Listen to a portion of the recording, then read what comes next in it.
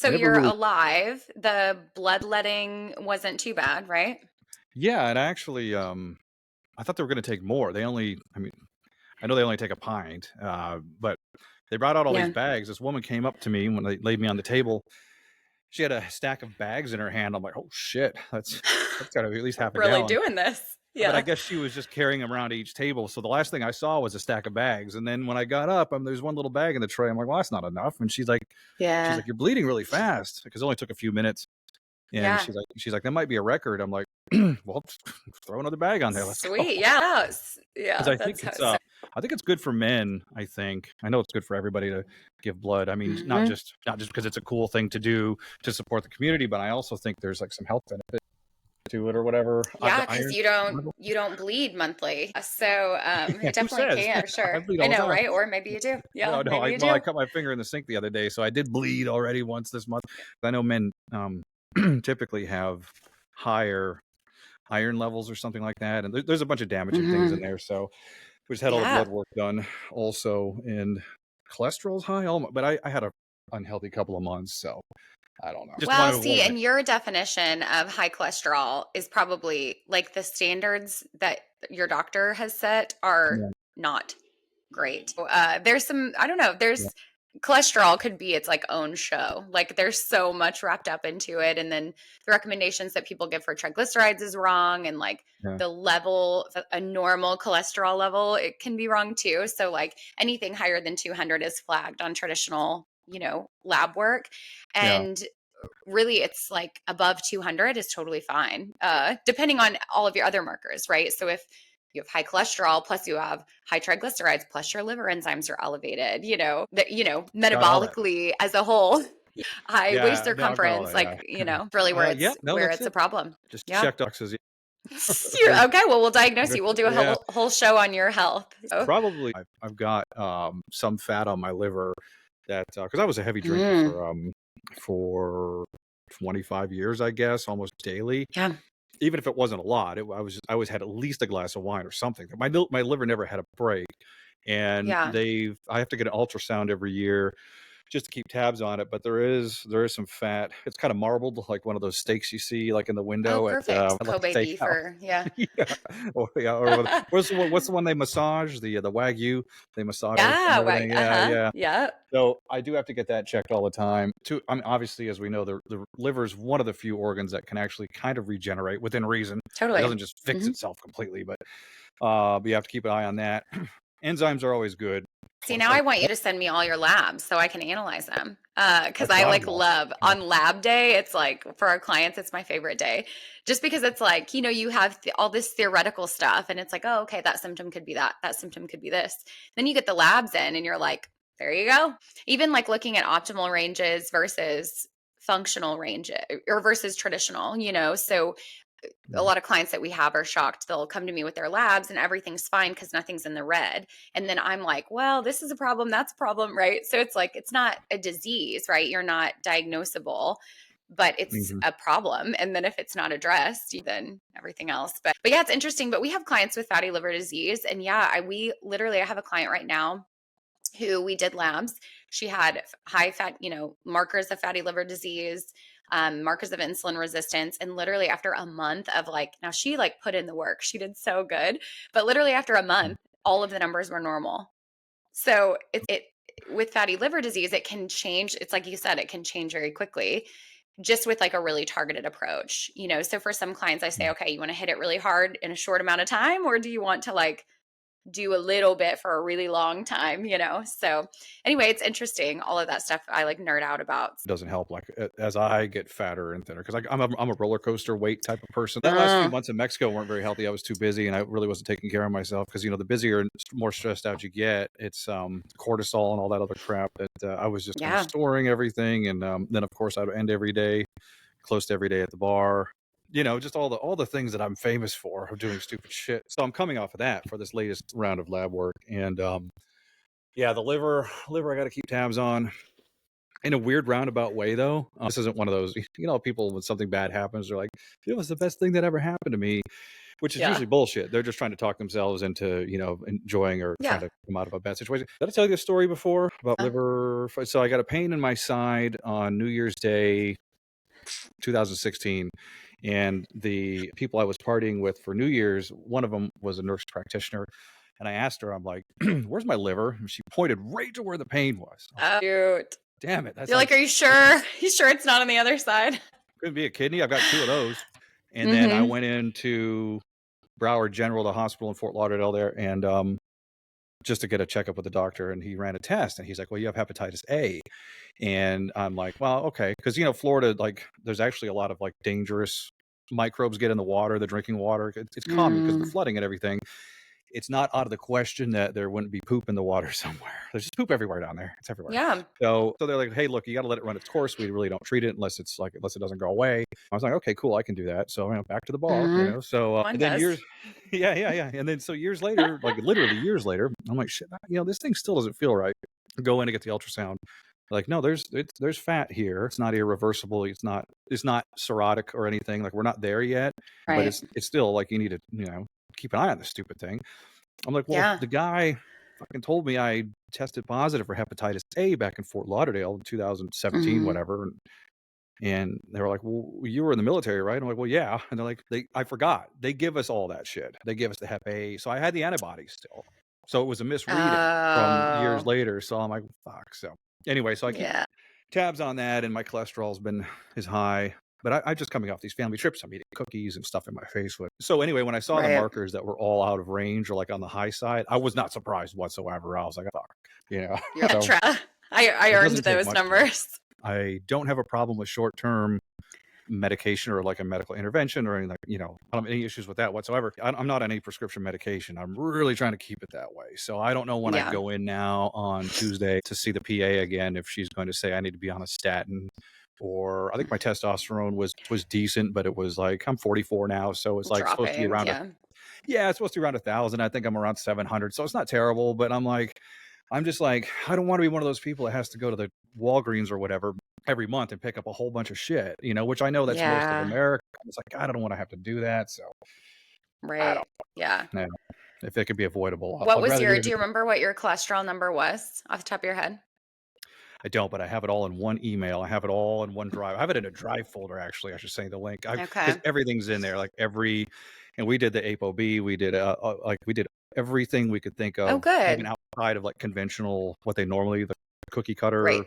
thing that they do. Should you do like an R profile, like particle number, particle size? I think so. Yeah, I think it's all in Yeah. there. I think it's all in there. Yeah, whatever. I just like, I mean, if I'm not going to say no to medication, I'm just like, God, I don't want to be one of those people.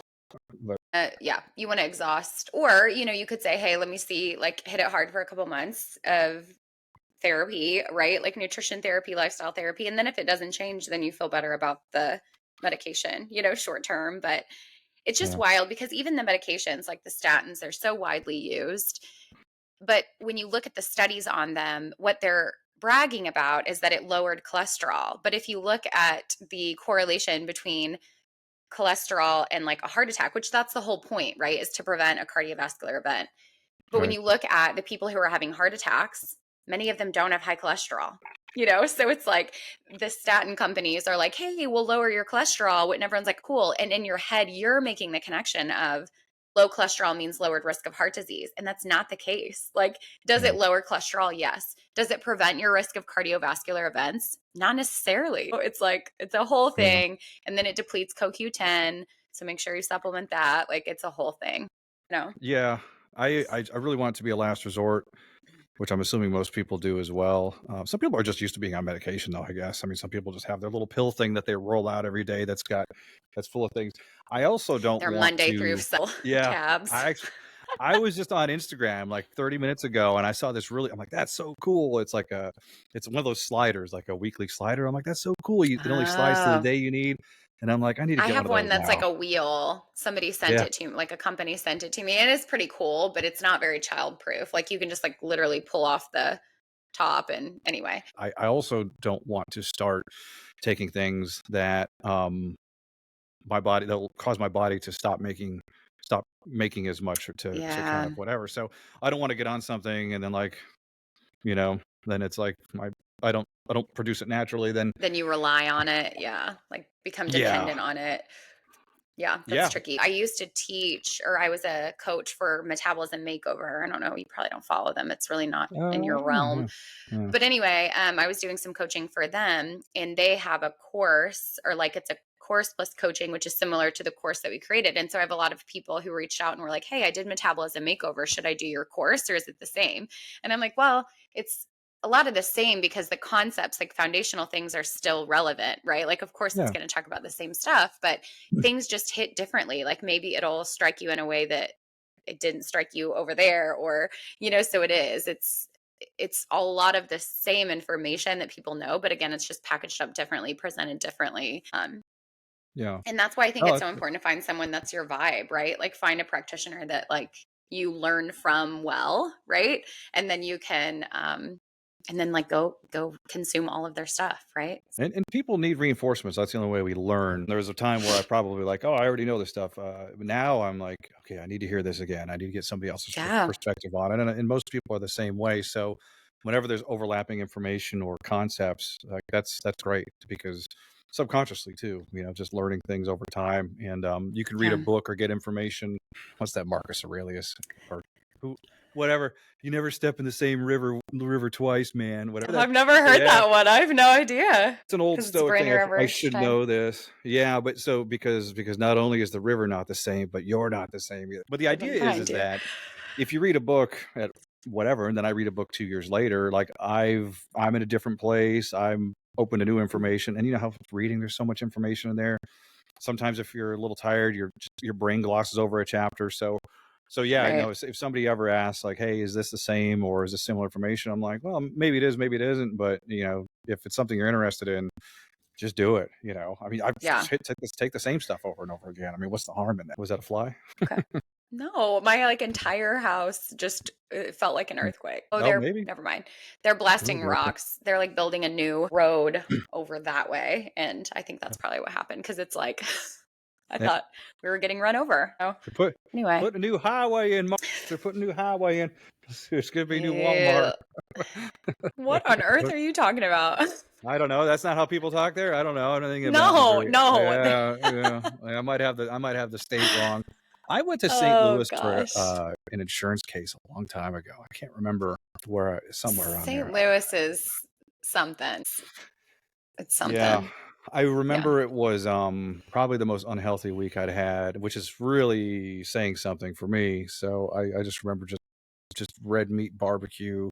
I didn't have a bad time. It just, the guy that I Yeah. was working with, it was a private investigative company. They flew me up from Florida to help them with a murder at an apartment complex for the civil side of things, civil suit. And I was there for a week, and he like was bound and determined to take me to every single barbecue joint. And I was like, Jesus, I can't do this anymore. I'm gonna Yeah. be I feel like sick. Kansas City is like the hub of that. My husband and his coworkers, friends went on, they called it the men's meat retreat, and just like Mm. went around. They made sweatshirts. It was absolutely ridiculous. But they just like toured Kansas City, like all of the best barbecue places in town. And they had ridiculous sayings. Like I think it said like men's meat retreat, like the ugliest font you've ever seen. Black hoodies, men's meat Yeah. retreat 2023 or 2024. I can't remember when they went. And on the back it said rubbing butts. They just wore them out. Yeah. And Kansas City is like, you still have little pockets. Like some of these places were like hole in the wall places. And with Yeah. really conservative old people. I don't know, edit this out. But anyway, it's Yeah. he was like, we got some looks, and I'm like, well, yeah, probably. Yeah. But He Kansas should City wear is that. the Yeah. hub for barbecue. I don't know Yeah. about Yeah. St. Louis, but Yeah. Well, he could wear that the sweatshirt now. meat, It's Pride Month, isn't it? He should wear it. he should, yeah. The mint for Exactly. decorated with Men's like meat little retreat. rainbow.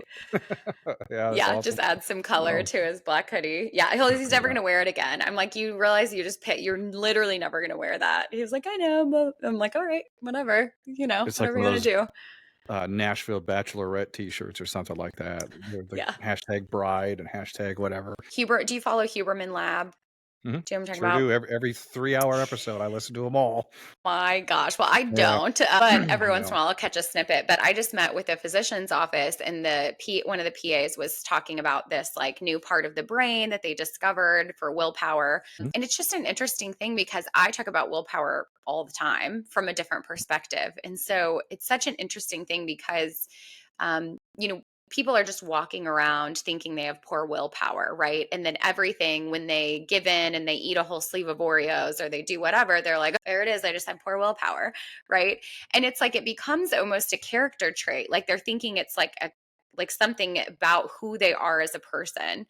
And like that alone is so damaging. If you walk around thinking you have poor willpower when society deems willpower like the most coveted trait, it's like there's so much tied up in that, then that just Yeah. creates a negative cycle, a negative self-image, a negative, of course you're going to show up with poor willpower around food if you think that's who you are as a person.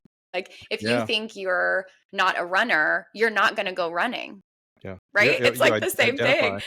I get clients in who think they just have poor willpower all the time, and we prove them wrong all the time as well. And so I always say, is it poor willpower or is it X, Y, and Z, right? There's so many things. Do you have poor willpower or is it that you're under fueling? Because if you're not fueling your body, and your body is going to scream at you to eat more food. And the way that it's going to do that is through food cravings, through hunger cues, sometimes late at night, right? Because if you fasted all morning and then at lunch you had a nice little dainty salad with like nothing on it, right? There was no chicken, it was just lettuce and whatever fat-free garbage dressing. You know what I'm talking? The Walden Farms. Do you know what I'm talking about? Have you ever had? Yeah. They're like Yeah. the fat-free, sugar-free. I used to be a retail dietitian, and people would always ask where that was, and I'd be like, "Are you sure you want that? Can I show you something else?" Anyway, but when you're having this puny little salad, you've not eaten all day, then you have a tiny little salad there's no protein, there's no fats on there because you're trying to save calories, right? And then you get to dinner and you have dinner and you don't know why you're losing control after dinner and eating the cookies and the chips and all of the things. Well, it's because you didn't feed your body all day, right? It's not nourished in any way. And so it's like, again, that message screaming to you, like, hey, dummy, eat something, right? I Yeah. need food, I need fuel. And so it's going to be really hard to fight against physiology. When your body is saying, I need food, you then have to fight against that. And it's kind of a losing battle. Even if you win by not eating, you're miserable the whole way through, right? Because you just had that internal battle of hours of telling yourself no and just dreaming and drooling about the cookies in the cabinet. At the end of the day too, as you get tired, like you start off in the morning, that's kind of when I would say our quote unquote willpower is probably at the highest. And then as the day Hmm. goes on, if you're like you just mentioned, if you're not feeding yourself properly, your cravings go up, and then your ability to stop yourself starts going down. And if, like me, I've just recently, had days where I went to the gym, I did all these things in the morning, and purposely I was fasting a little bit. I'm like, I'm not going to eat a lot today. I want to keep my calories down. And I'll be damned if I didn't make myself like a butter sandwich, at like 9 p.m., like Butter 2 slices of it. sandwich. Yeah, it's delicious. It's an Oh, God. old family recipe. I need carbs right now. So of course I Yeah. probably in 5 minutes time, I just negated all I need to eat something. So had that happened to me in the morning, I would have been like, no, I got this. But yeah, so those two things are fighting against you, especially into the evening hours for sure. Yeah. And one of the things we do with clients in every sense of habit change, but specifically in this, is how do we make it so that the decision you want to make is a very easy decision, right? Like how do we knock down all the barriers around what you're trying to do to make it easy or to make it simple so you're not fighting against yourself? Because again, that's a losing battle. You're eventually going to give in. And so it is, fueling appropriately. I have so many clients that come to me and they say, I'm not a breakfast person. Okay, well, your body knows what you've trained it to do. So, are you not a breakfast person? Again, that's that trait. You're telling yourself, I'm not a breakfast person. Or is it that you haven't eaten breakfast for a decade and you've trained your body to not need food in the morning? And so, what you're calling not a breakfast person, I'm saying, no, you've just trained your body not to be a breakfast person, right? You've just trained it to not be hungry in the same way that we can train it to be hungry again, right? Like your body is adaptable and you can train it to do anything, not anything you want it to do, but in terms of habits, if you don't have hunger cues in the morning, then we work up slowly and add a little bit of food in the beginning to make sure that we are reminding your body that it needs food, right? You need fuel. So predictably, every client that we add food in the morning, we beef up their lunch, we make sure they're getting adequate protein at both, adequate fats, fiber, then their nighttime cravings go away, right? They're not even fighting against themselves. They don't even want the cookies because they feel completely satisfied. And I think it's hard to make that connection on your own because you think, well, this is bedtime, right? This is 11 p.m. Why would eating at 6 a.m. help that? But it does because you're fueling, your body isn't in a deficit so that you can feel in control of those decisions. Now, does that mean you can never have a cookie at night? No, of course you can. But I want to make sure that you're feeling in control of that decision, which is a very different way to approach it, right? That's the difference between eating a cookie and thoroughly enjoying it versus eating a whole sleeve and realizing you had no idea when that happened, right? Like, Right. what just happened? Those are gone. It's just totally different. And I think again, that's the value of that practitioner too, is to look at what's going on. You think you have poor willpower, you think you're not a breakfast person, and we can bring in, no, what if we made you a breakfast person? What if we showed you that you have really great willpower, that you can feel in control around food? And sometimes you need that outside source, looking in. We always put ourselves in this trap, like you mentioned, like I am not a breakfast eater. I have poor Mm-hmm. willpower. I'm not a morning person, or diets don't work for me, or whatever, like all these things. And once Right. you get that in your mind, it's just going to happen that way. Like, who says? Yeah. Like, who says I'm not? Who says I have poor willpower? So you start off with already in a bad mindset, and most people don't look at their day as a whole. For example, if I'm Mm-hmm. hungry at a certain part of the day, I think about like, what did I just eat recently? My brain doesn't take me all the way back to how my day started and what I had this morning. Like, how did I Right. space my coffee out a little bit so that I don't get the Mm-hmm. afternoon dump and everything like that, where, you just kind of Yeah. drop off and want to take a nap. So it's not a personality trait necessarily, but if you tell yourself, like, just like diets don't work for me, well, guess what? The diet's probably not going to work for you, or healthy Yeah. food, this isn't going to work for me. People don't even try things anymore. Like, Mm-hmm. worst case It's scenario, hard you to get do to the hard things, right? We yeah, don't it's want to hard to do do hard. Yeah. ice And you bath. mentioned God damn it. the AMCC, which is what That's right. Huberman was Yeah. talking about. Yeah. And, the way, but even that, I think it's so easy to take something and say, okay, well, see, I do have poor willpower. I bet my air, that part of my brain is small. And it's like, well, yeah, but part of it is it's trainable, right? The way that you grow that part of your brain is you do hard things and you do it over and over again. And it doesn't have to do with food. It can be anything that's hard, learning a new skill, running longer than you think you can, putting together a puzzle that feels impossible, right? Like there's so many things. Going to the dentist when you don't want to, that immediately comes up because I'm like, I don't want to go to the dentist, but I'm No. going to, and it's really to set a good example for my kids. Otherwise, I would probably let my teeth rot out. But, it's all connected, right? Doing hard things in life. Obviously, now we're seeing it helps grow parts of the brain too, but it goes back to your body is trainable.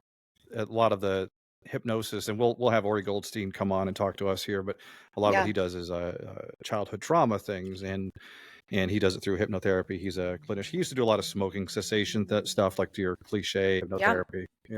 Not like the stage, make me quack like a duck or whatever. Not that kind of stuff. Yeah. Although I'm sure he could do Darn, it. that's what I wanted on the Yeah, podcast. Yeah, I yeah. don't know. That's what I wanted here. He probably could. He probably could, actually. We got into that, actually. The first show was like, I know what people are thinking. This is going to be one of those, Yeah. make me forget what room I'm in and make me make animal sounds. But it's really just a matter of I am this, I am that, I am not this, I can't do that. Like, I just Mhm. try something for a couple of days. Like, I don't Mhm. do well on diets. Like, okay, well, give me a week. Let's see how you feel. Having a practitioner with an overview of everything, like to keep track of things, not necessarily somebody in the family. It's got to be, meaning Right. like somebody in the An household, like objective somebody with, yeah, source is very yeah, helpful. And yeah. it's so interesting too, because what we see in practice is that people, what they think they're calling almost genetics, right? Of like, well, no one in my family is a morning person. And it's like, well, okay, you grew up in a family of not morning people. So then you didn't become a morning person. And, you know, it's like these things that are passed down, but it's all behavior. That's all it is. It's not genetic, right? It's how you grew up. And it's the same thing with eating habits. I'm not a morning person. You know, the people that tell me they're not exercisers, you know, I ask, okay, what was your life like growing up? Did your parents, you know, prioritize exercise? Did you ever prioritize exercise? No. The answer is no. And so much of what we're doing too, and of course we deal mostly with women, and a lot of our clients are moms, and sometimes it's hard to do, like as a mom, it's hard to do something for you, but if you think you're doing it for your kids, it's like, oh yeah, I'll do that, right? But we have to think about that even as dads, right? I mean, it's all so connected. But your kids, even when they're tiny, I have a newly 6-year-old as of yesterday and an almost 3-year-old. What the way that we are living, me and my husband are living, and the way that we're kind of running our household in terms of what we prioritize, what our kids see us do, shapes who they are as an adult. So if we're not putting vegetables on their plates, they're not going to turn 18 and all of a sudden start, you know, adding all these like vegetables and Yeah. eating healthy if that wasn't demonstrated. If they never saw mom and dad moving their body, right, and prioritizing movement and going outside and playing, they're not going to grow up to be adults that go outside and move their body because it wasn't demonstrated. They don't even know how that looks to incorporate movement because that's not a part of anything they ever saw of an example of an adult, right? Now, there are those stories. Obviously, you can turn things around. You can become an adult that does all of the things that you didn't do in childhood, but it's harder, right? It's like Mhm. what we're talking about. You're fighting against the norm of your life, and that creates all that friction. And so, again, our job as practitioners is to figure out how do we get rid of most of the friction. There's going to be a little bit, right? You do have to kind of push yourself a little bit, but how do you make it easy? How do you make it realistic? Yeah. Because that's going to make it doable and sustainable. um, and so yeah, it's a whole thing. And then you bring in mindfulness. I don't know if some of the hypnosis stuff is kind of, I'm sure it's all intertwined with that mindfulness piece, but Mhm. that plays into willpower as well. You know, do you have poor willpower, or are you just on autopilot, completely ignoring that inner voice and the inner cues, and you know, you're just shutting it down, right? Like think of the last time you had, I don't know, what's your favorite dessert? That's tough, but I do like cheesecake. All Oh, yeah, cheesecakes. cheesecake. Whole equal opportunity All cheese. cheesecake lover. Yes. Yeah. So think of last time you had cheesecake, right? And maybe you're not a great example. Maybe you're really good at this. But do you remember thinking after every bite, am I enjoying this? Do I want more? Or do you feel like you took a bite and you were like, oh my gosh, that's so good. And then you just shoved it all in? Yeah, I just inhaled it. I don't even remember the experience now. I just remember on the plate and I don't it's even know like, if it was good. yeah. Well, yeah, Yeah, you made a good point about Oreos. It's the same thing. It's like get it in my hmm, mouth as fast as I can, and then it's over, and then you totally. feel like shit. I'm like, what was that? I didn't even And then enjoy you that. I don't say, oh, remember any of it's it. because I have, yeah, Yeah. let me do it again. Let me have another sleeve and see if I enjoy it this time. But yeah, I mean, it's this similar scenarios. You know, we talk about that, bringing that mindfulness into every eating experience. And this truly is how we have clients. Like, we do not have our clients calorie count. We do not have them track their food, and they lose weight. Not all of them. That's not our goal. We see it as a side effect, but just to make the point that you don't have to track everything. If you can bring mindfulness into the moment, it's impossible Mhm. to overeat. It is actually impossible to overeat when you're being mindful. So, some practices that we have our clients do is, let's take that cheesecake example. So, you have the cheesecake and you ideally are in an undistracted environment. That's really the key, and that's really hard. Sometimes you're at a restaurant, but if possible, you're in an undistracted environment, meaning you're not scrolling through your phone. You're not scrolling through your phone while you're watching TV, while something Yeah. else, you know, it's like, how many The distractions do we have all the the time? cheesecake. I'm at the Cheesecake Factory The with that Cheesecake menu that's like Factory. this. Yeah, I'm surrounded by cheesecakes. It's Yeah, like a everywhere. novel to figure out. Yeah. Yeah, They do have good cheesecake though. yeah, too. Yeah. So you're at the Cheesecake Factory, right? It's impossible. You can't sit by yourself, but you're enjoying it with your lovely girlfriend and family and friends and all the things. You can still bring mindfulness into the picture, in that you take that first bite and you actually chew it. That's number one. You actually chew your food instead of just like, you know, inhaling it really quickly. And you ask yourself, am I enjoying this? And if you love cheesecake and you're at the Cheesecake Factory, the answer is probably a resounding yes. This is Mhm. amazing. I would sell my soul to get more of this every day, right? That first bite is like, yes. And then, you ask yourself, do I want another bite? Hell yeah, I want another bite of that cheesecake, right? So you take another bite of the cheesecake and you do the same thing. Am I enjoying this? Yes. Do I want more? Yes. And it's kind of, it sounds really laborious, but honestly, once you get really used to it, you get really good at asking yourself, am I enjoying it? And research, there's been a ton of research studies on this too. Those first few bites, you enjoy astronomically, right? Mhm. But after the first couple bites, that enjoyment factor, whoop, it drops off a cliff, right? And so when you're on autopilot and you're not being mindful, you're not asking yourself if you're still enjoying it. You're just eating it, right? You're just downing it. And then you get to the end and you're like, well, okay, now I'm overly stuffed because I also had a whole plate of pasta before, right?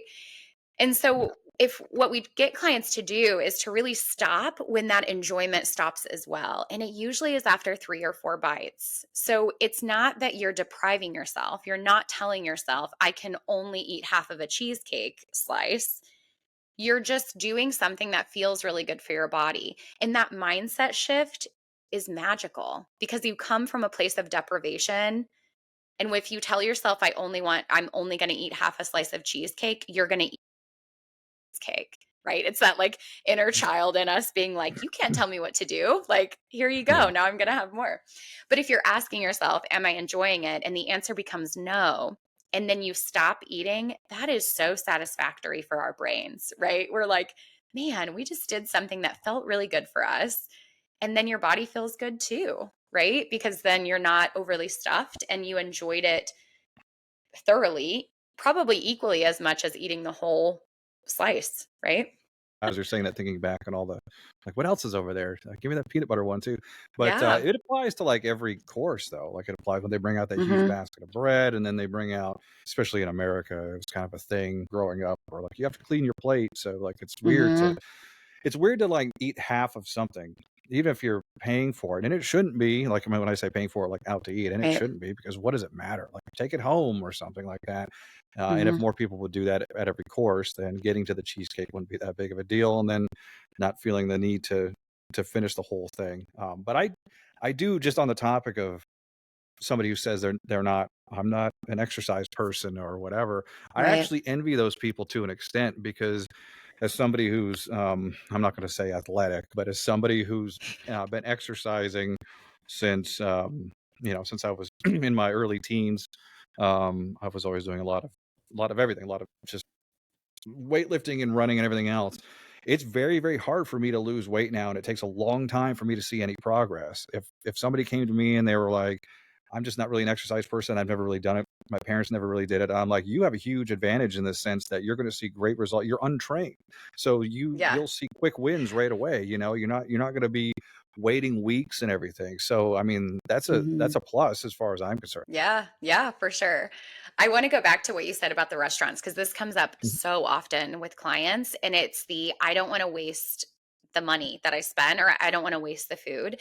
And one phrase that like all of my clients are like, "Oh, man, that's what I needed to hear," is that the food, so you finish half your plate, right? And you're like, do I throw it away? No, I just need to finish it, right?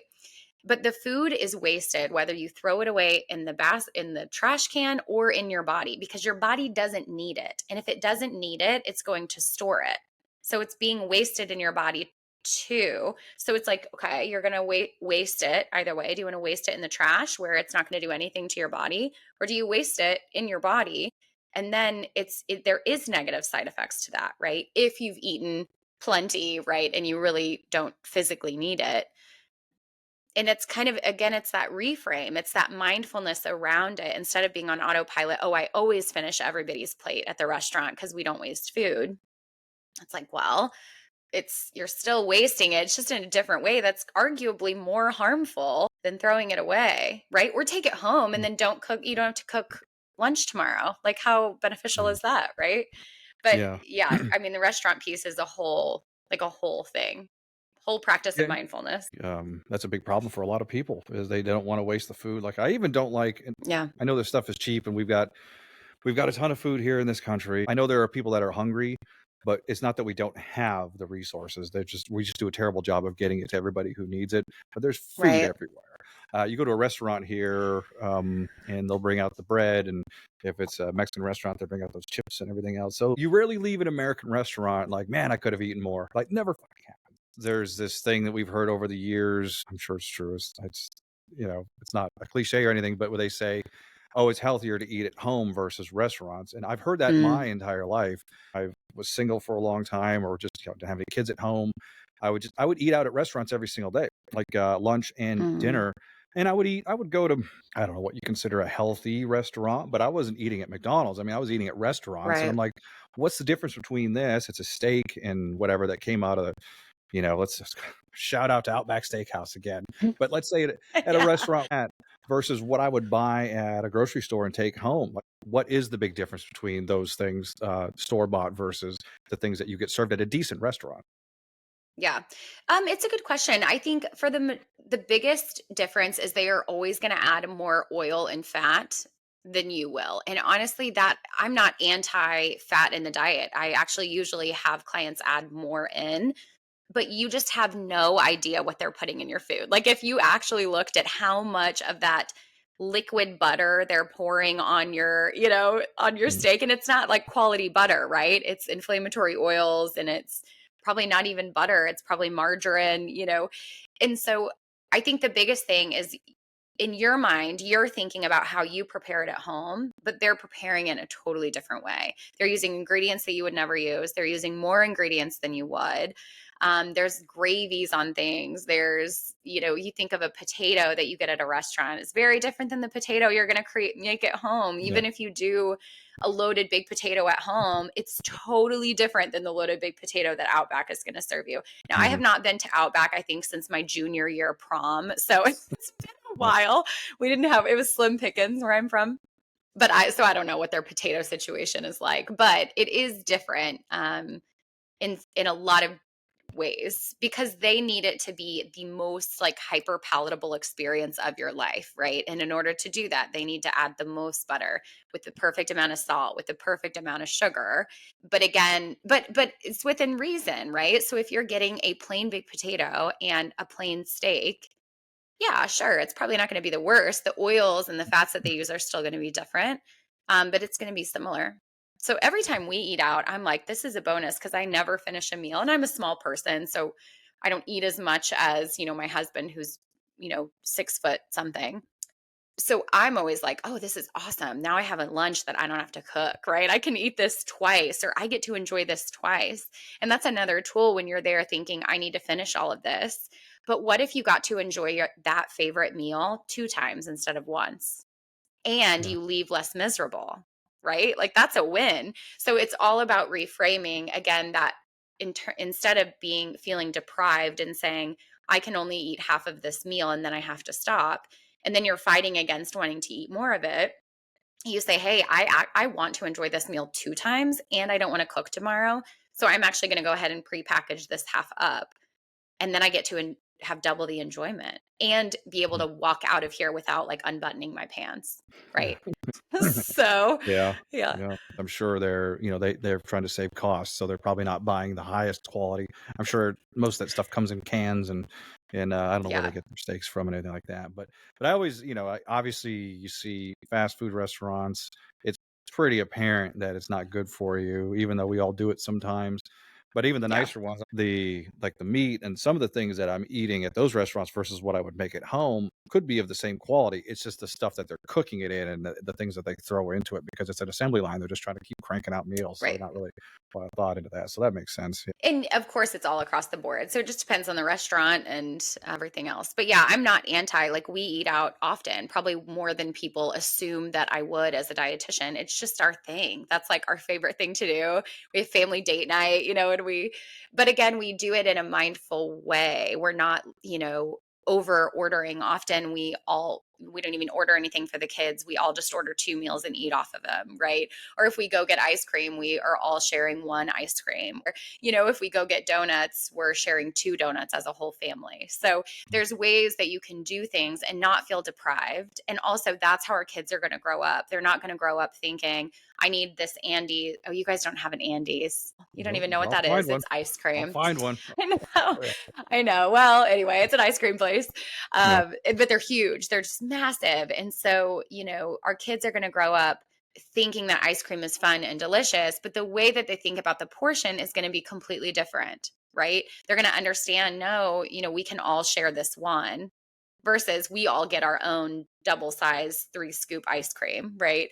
And so it's just instilling those habits without actually ever having to speak about it. We never talk to our kids about limiting sweets or anything like that. I think within reason. And I think that's big. Like I said, the post that I shared today is all about the messaging that we grew up around in the 90s and 2000s, and it's clips from old shows we were all watching that nobody batted an eye at before, like America's Next Top Model, talking about how they had to retouch pictures, talking about how they should take birth. It's like all of these messages, and the post is performing so well because every person can remember watching those shows, and it becomes a part of who you like, what you think about your body and the world and health and all of that. And so it's like we owe it to our children to have them grow up in an environment that was different than ours, because now we know better, right? And so then we can do better.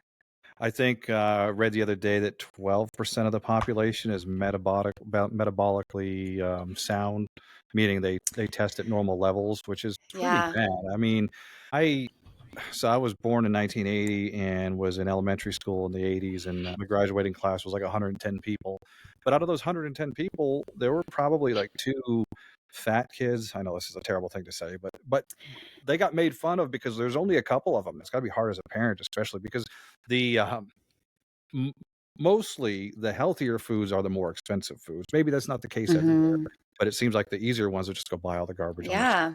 like that. But I take this back to drinking a little bit because it all applies. The alcohol, the willpower with that, and then the willpower with food. I have a lot of experience with both. So, Yeah. but it's like, so let's say you want to stop drinking for a while, which I do now. I only drink occasionally. And I used to drink every day, but if I say I'm going to stop drinking for a month, if I just say that for the hell of it, let me do that.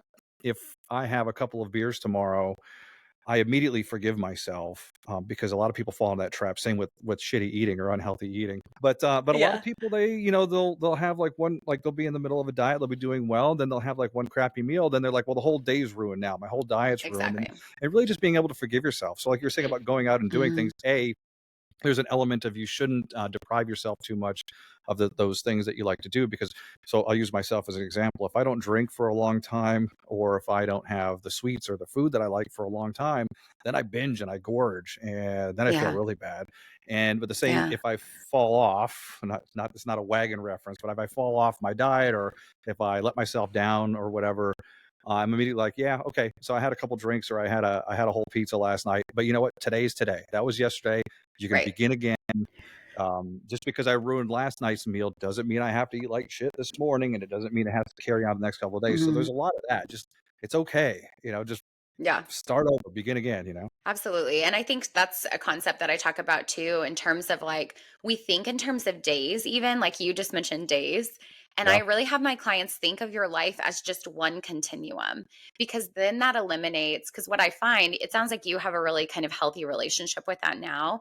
But for a lot of people, they're saying, I already messed up breakfast. We went out and we got donuts. That's okay. I'm just going to, for lunch, I'm going to do a whole pizza. And then for dinner, let's get ice cream because I'll just start over tomorrow.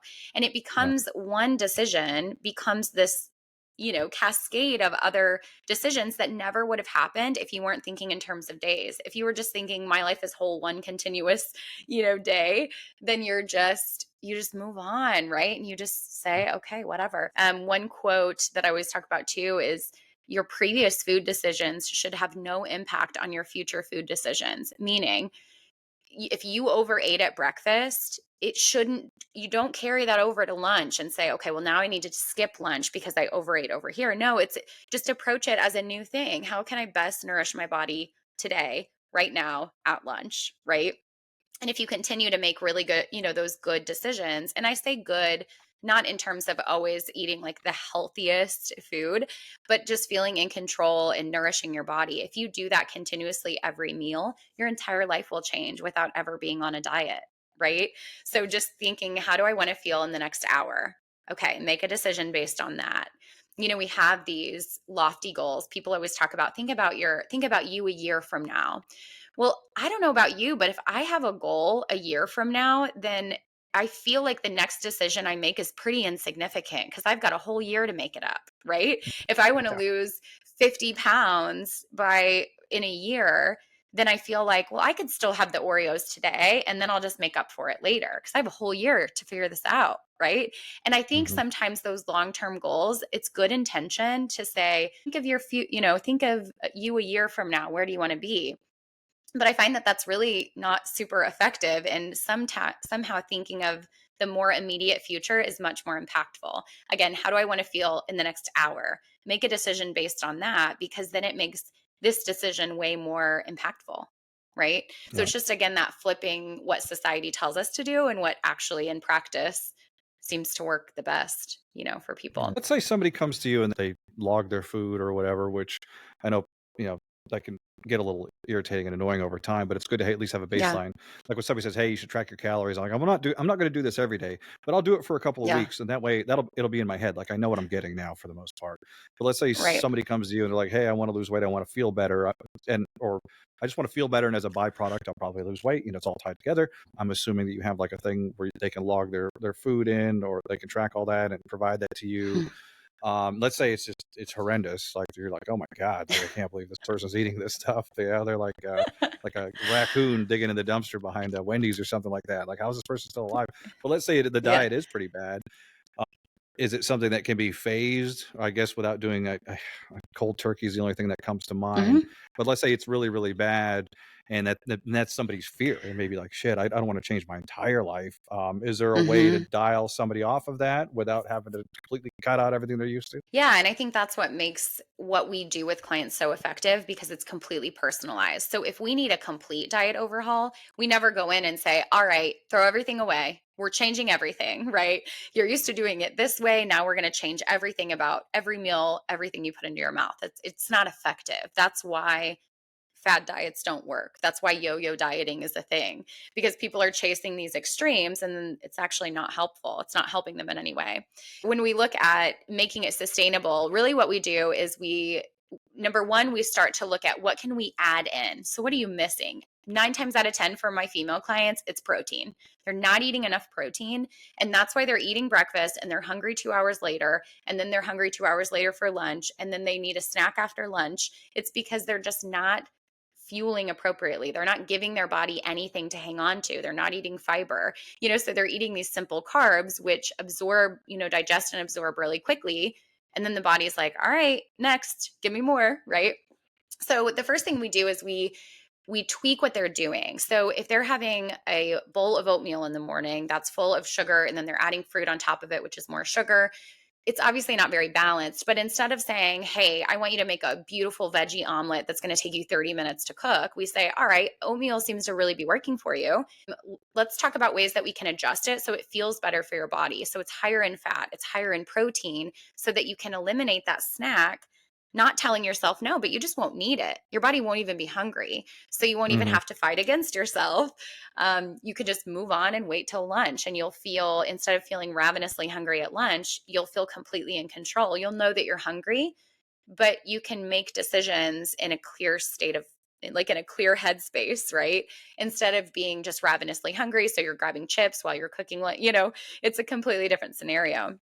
But we take Yeah. what they're So already doing and then we tweak it. And that's what makes the biggest difference, right? Or if they have non negotiable. So if they're drinking soda every day and they're clinging to it for dear life, and they're like, I know you're going to make me stop my soda. I actually won't in the beginning. I'm like, hey, it feels like something you're not ready to give up. And that's okay. Let's not touch it right now. Go ahead and keep that. But we are going to adjust some of these things here. right? And then they get to feeling better and they realize how great they feel. Then they have the confidence to say, okay, I think we can kind of cool it on the Coke, right? Like Yeah. let's try to cut it back. And even then we don't say absolutely none. Bring in mindfulness and I say, okay, every day you grab that at 3 o'clock. Instead of just grabbing it at 3 o'clock because it's 3 o'clock, I want you to ask yourself, do I really want this Coke right now? Does that sound really good? Some days the answer is going to be yes. And then you can Mhm. have the Coke. But you don't get to sit here and sip it mindlessly. I want you to, however, pour half in a glass, put the rest in the fridge. You might realize you're happy with half of a glass. Or maybe you want the full can, and that's okay. But you are going to have to walk upstairs to pour more into your cup and then walk back Mhm. downstairs, right? So we're adding some steps in to make it like if you really want it, you can have it, but you are going to have to do some extra steps to get it, right? Yeah. And Yeah. sometimes, again, we're creating friction in the habits that we don't want to have. Um, every time we do one of these, I'm always going to bring it back to alcohol in a sense because I have a lot of experience with that. I love Mhm. food. I overeat, but it's like anything else. If you tell somebody like you cannot do this anymore, you kind of want it to be their choice. Like I choose to Absolutely. like Brittany said, like I can still have my Coke if I want to, but I don't want to today because if you Mhm, say you can't mhm. have that, even like I'm an adult now, but I'm still immature, so I'm like, "What, you can't tell me I can't have Coke. I'm gonna have Coke." You know what I mean? Because "Watch this, Brittany, I'm gonna drink my Coke." yeah, Yeah, even like exactly. the inner child in us, like you're saying, is going to like somehow it's going to surface.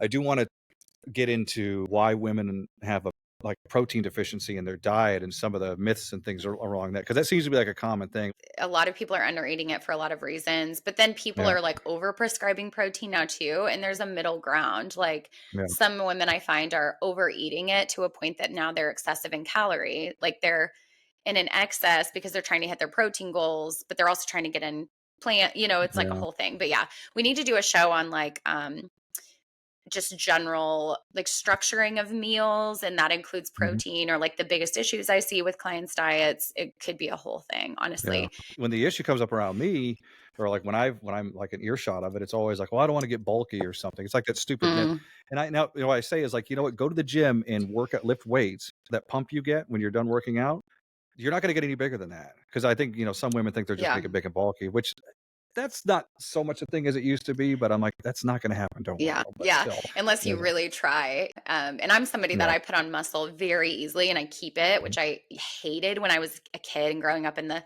'90s, like, that video played and it's like yeah, the rail thin thigh gap was in. Oh, and I yeah, hated it how muscular I was, and now as an adult, where, like, I cannot work out for a year and I will retain muscle, and I'm like, "What a gift." yeah. Isn't Oh nice? god, It yeah, can keep yeah, my metabolism revved, it's like mhm, I just barely have to work out and my muscle stays. And like things I used to hate, now I'm like, oh my gosh, this is awesome, right? Which is yeah, yeah, helpful because my oldest daughter is we have the exact same body shape to a T. And so I'm like, how do we get her to grow up and not hate her body in the way that I did for so many years, right? And she's going to grow up in a different environment, right? And just not having the messaging on TV and such too. But it's like, how do yeah, you navigate that? I don't know. It's tricky. but, So, you start building muscle, you can go on what's that show?